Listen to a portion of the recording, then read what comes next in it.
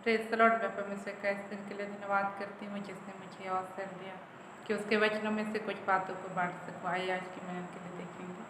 नीति वचन की किताब 19 अध्याय उसका 2 अध्याय इस प्रकार से लिखा है। मनुष्य का ज्ञान रहित रहना अच्छा नहीं, और जो उतावली से दौड़ता है वह चूक जाता है। प्रिय है, परमेश्वर का वचन बताता है कि मनुष्य का ज्ञान रहित रहना अच्छा नहीं, और जो उतावली से दौड़ता है चूक जाता है। तो आज हमारे जीवन में जो हमको उतावली करने से बचना है। हम देखते हैं किस प्रकार से जो सारा इब्राहिम थे उन्होंने उतावली किया, अपनी आशीषों को, प्रतिज्ञाओं को प्राप्त करने के लिए उतावली किया,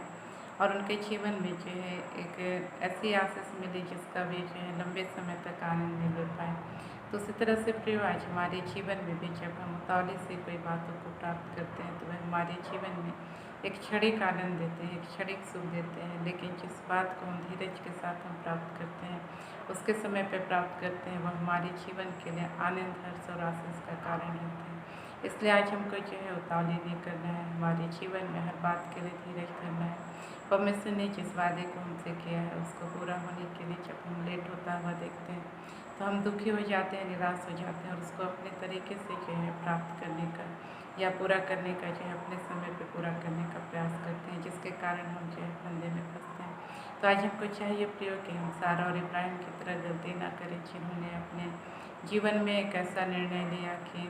वह निर्णय उनके पूरे वंश पर जो है भारी पड़ गया। हम देखते हैं जब परमेश्वर की प्रतिज्ञा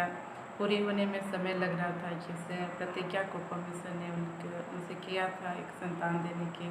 जो प्रतिज्ञा की थी, जब उसको पूरा होने में देर हो रहा था, या कह सकते हैं उनके समय अनुसार नहीं हो पा रहा था, तब जो है वे हड़बड़ा गए और उतावली किए। और हम देखते हैं कि जो है सारा ने कहा कि तो मेरी दासी हाजिरा से जो है विवाह कर ले, हो सकता है अवसर उसी के द्वारा मेरा घर बसाए। तो हम देखते हैं प्रियो कि उसने जो है उतावले में आकर के अपनी आशीष को जो है अपनी दासी के साथ बांट लिया। और हम देखते हैं आगे चल कर के वही दासी जिसको उसने आशीषित किया वह उसको जो है तुच्छ जानने लगे, और जिसके परिणाम स्वरूप सारा जो है एक कठोर हृदय वाली बन गई। हम कह सकते हैं कि उसका मन कठोर हो गया, और उसको जो है यानी अपनी दासी को गर्भ अवस्था में, जो कि एक बहुत ही नाजुक समय रहता है, ऐसे अवस्था में उसको सताने लगी, और इतना ज़्यादा उसको सताने लगी कि वह उस स्थान पे रह नहीं पा रहे थे। और जो हम देखते हैं कि उसकी दासी जो है घर से भाग गई, और लेकिन परमेश्वर की योजना थी, इसलिए परमेश्वर ने जो है उस दासी को वापस उसी स्थान पे भेज दिया। तो आज हम देखते हैं प्रियो कि जिस परिस्थिति से कई बार हम जो है भागने का प्रयास करते हैं, वो परिस्थिति हमारे जीवन में दोबारा जो है आ जाती है, या हम जो है उस परिस्थिति से चाह के भी नहीं भाग सकते हैं। जिस प्रकार से हाजिरा जो है ज़रूर सारा से भागना चाहिए, लेकिन वह चाह के भी नहीं भाग सकी। तो आज जो हमारे जीवन में भी उसी प्रकार कई बार होता है, कई परिस्थितियों से हम भागना चाहते हैं लेकिन हम भागने में असमर्थ हो जाते हैं।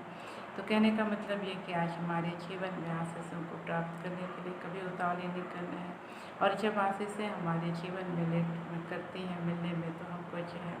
उसको प्राप्त करने के लिए अपनी समझ का सहारा नहीं लेना है, अपनी ओर से बुद्धि नहीं लगाना है, लेकिन परमेश्वर पर संपूर्ण भरोसा रखना है, क्योंकि परमेश्वर ने हर एक बात के लिए समय ठहराया है। जो समय परमेश्वर ने हमारे लिए चुना है वह हमारे लिए भला है, क्योंकि हम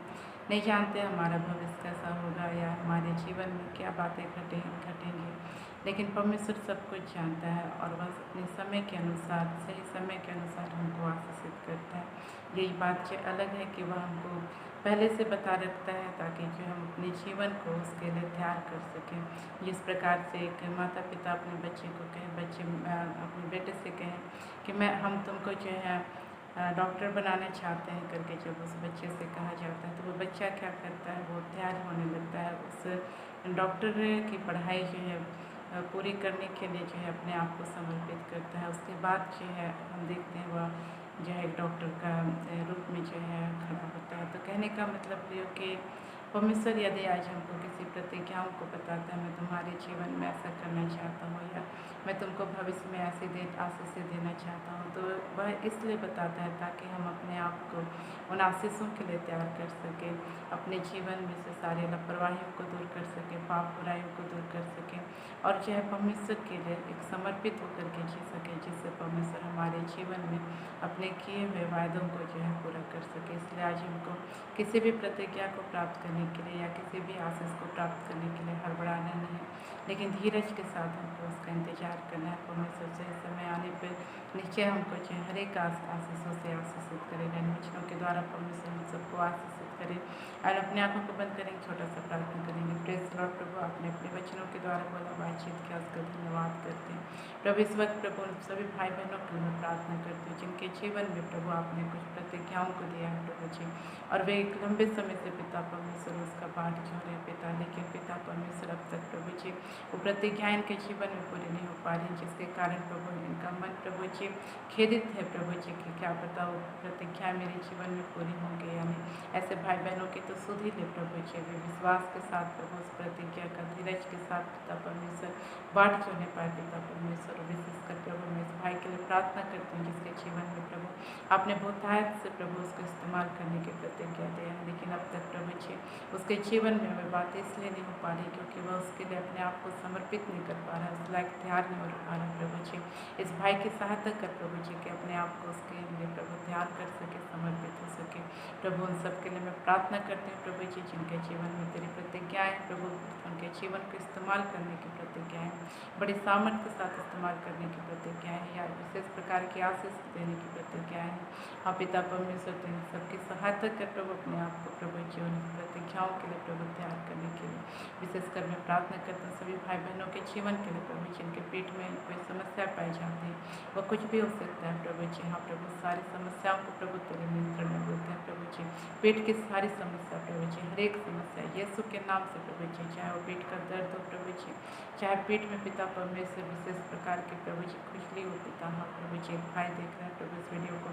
जिसके पेट में प्रभु खुजली पाई जाती है प्रभु जी, और जब उसको खुजलाता है पिता परमेश्वर बड़े बड़े प्रभु उस स्थान पे पिता परमेश्वर फोड़े हो जाते हैं प्रभु। इस भाई की तो सहायता कर प्रभु जी, सुधी ले प्रभु, और इसी वक्त प्रभु जी तेरी चिंगाई की सामर्थ प्रभु इस भाई के पेट पर यीशु के नाम से बलपूर्वक उतरने पाए प्रभु, और इसी वक्त ये भाई यीशु के नाम से बीमारी से आच्छाद हो जाए प्रभु जी। तूने हमारी प्रार्थनाओं को सुना, उसको धन्यवाद, सारी आदि सारी मदद करो, धन्यवाद के साथ इन प्रार्थनाओं को यीशु के नाम मांगते हैं, हाँ। आप सबको जी।